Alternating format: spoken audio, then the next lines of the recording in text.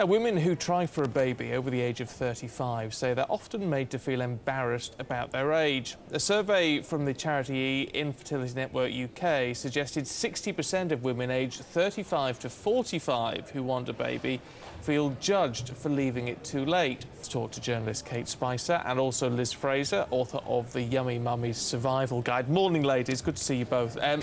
Kate, let's spell out where we are then in terms of this discussion, because Liz, you've got children. Kate, you don't have children. Do you feel guilty, awful, sad about that? I think what's interesting about this survey is it's looking at women between 35 and 45, which is the sort of last 10 years of fertile years, if you're lucky. Most fertility specialists would say fertility drops off a cliff at 35. So women know that. That's bandied about a lot. And so they will be left to feel like, why did I leave it late? The received wisdom on this is that women concentrate on careers, they have a great time, they drink too much. Yes, but life and society has changed now, has it? That women are they're going to university, getting straight into a career. Relationships and children and family do go on the back burner for an extra decade for a lot of people. But that's if you look at the way that women's careers are built, they're not necessarily built around their fertility.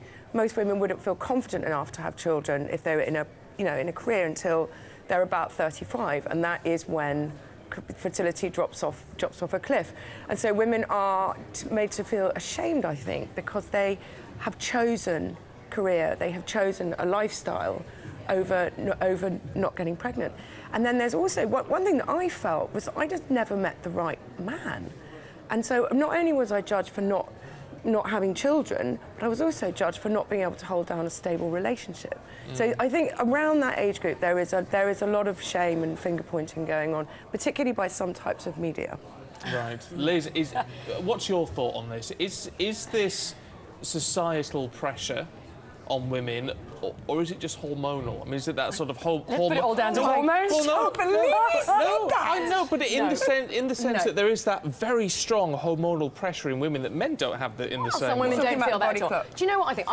I'm shocked that we're having this conversation at all in 2013. I really am. I think if we haven't got to a point yet where women feel honestly that they're able to make their own decisions and not care about what other people think, then that's a problem. I happen to have children, OK? I have children because I met a guy, as you said, I happened to meet a guy when I was very young that I thought, actually, I would like to marry you and have children with you, so I did. I might not have done that.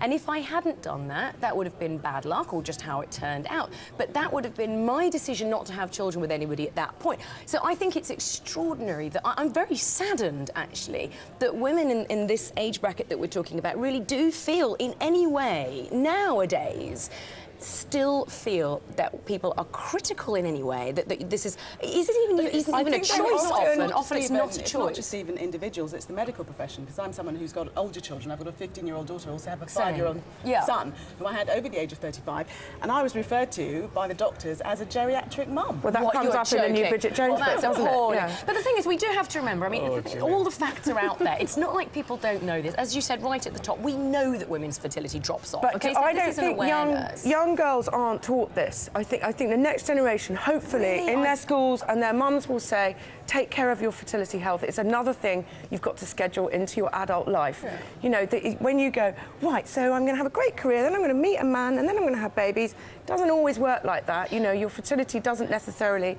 play along with your career plans. And also, we know much more about male fertility now. We know much more about that. And by the way, why does it always come down to women having to feel, oh, I feel really bad because I haven't had a baby now. It must be something wrong with my fertility. You guys need to step up. You know, it's a lot to do with men as well. No, it's as likely to be the man's responsibility, the lack of fertility, as the woman's, and men really aren't up for being prodded and poked. No, not at all. So we need to educate men much more, I think, to come forward and to have this in their mind, to think, well, actually, do you know what, maybe I need to get checked out to see if it's something to do with me. It's all men's fault. It's all...